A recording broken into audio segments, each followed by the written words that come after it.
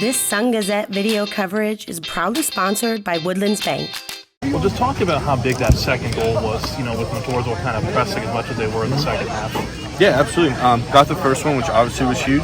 And yeah, they're very physical, and they're very direct. They know exactly what they're trying to do. So that was, that last 10 minutes would have been chaotic if we didn't have a second one to kind of help us through. So that was huge. Talk about Luke and goal for you guys tonight. I mean, he was making some absolutely great saves to keep that a 1-0 game there in the second half. Actually, second half was Jagger Pardo. Okay. Yeah, Luke started for us, and he's done a great job so far. But Jagger Pardo came in the second half, and yes, he was, just set it, a little wet, stay in front of it. If it bobbles, you go chase it. And our back line cleaned up any little messes he had, but he did awesome too. What was kind of the key today to beat Montoursville? Especially in the second half, they came out with a lot of pressure, a lot of intensity. You guys didn't let that get to you guys or swing momentum. Nope, our midfield played very well, trying to control the pace of the game.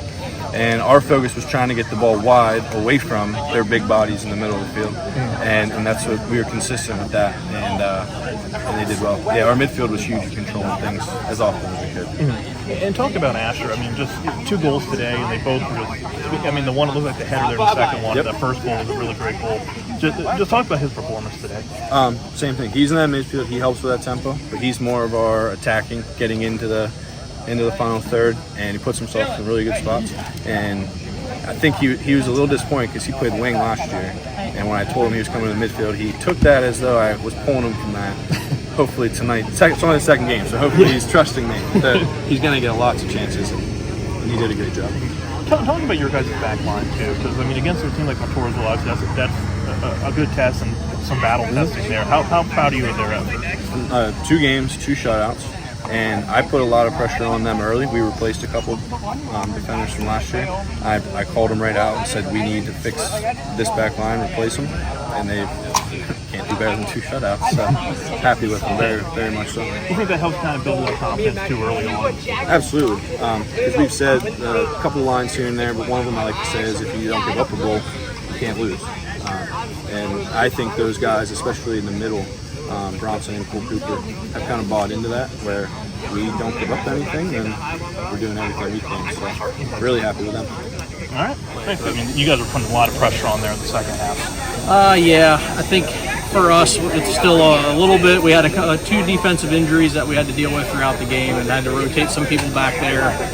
Just throws off the sync of the team a little bit. A couple lapses throughout the night, and they took advantage of them. We had lots of opportunities in front of the goal, in the crosses, and out across the goal box. We just couldn't close them. This is something we've struggled with a little bit in closing games out or getting the ball in the net when it matters. So a couple good things to learn though. I think they moved the ball well. They kept their form in the pretty slippery, wet conditions. It was a little bit tough that way on pace. Continued to fight their way through it and try to get some stuff in there at the end to close it up. Mistake there at the end to make it 2-0. Otherwise, pretty solid effort by our team. Yeah. Did you kind of know going into this one that it was going to be a tough contest with Central Mountain? Yeah, I mean it always is. Last year, very similar game. We won 2-0, but at the same kind of circumstances where it was real tight the whole night, and then just a couple mistakes by whichever team is the difference maker.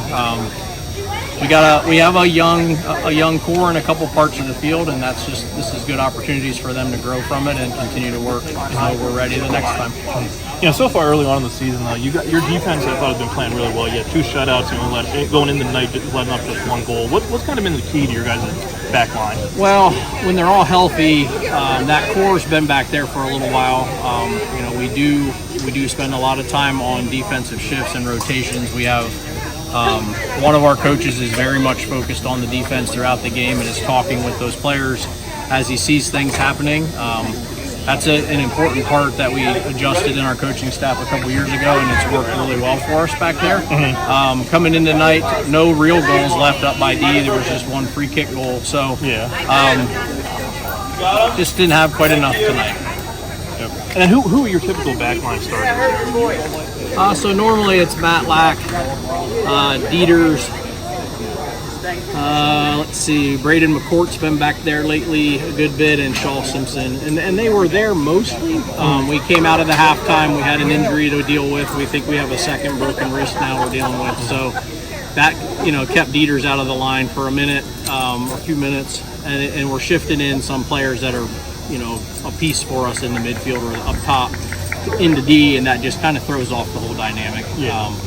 Either way, though, lots of good shots and good opportunities in the front. We just couldn't put them in. Just unlucky bounces here and there. This is my last question. Do you think the back line and your goalie? Do you think they kind of take pride in that, just playing defense that well here early on in the year? Yeah, I mean, I think we know from history here that we're not a team that's going to go out and get 5 or 6 goals typically. So we really need the D to hold the game and keep us in the game to a 1-0 or a 2-0 win or whatever. So they know it's pretty much on them to keep us in the games, and then we're going to knock a ball in where we need to. Typically, just tonight it wasn't that night. So. All right, thank you, Coach. Yep. Have a good one.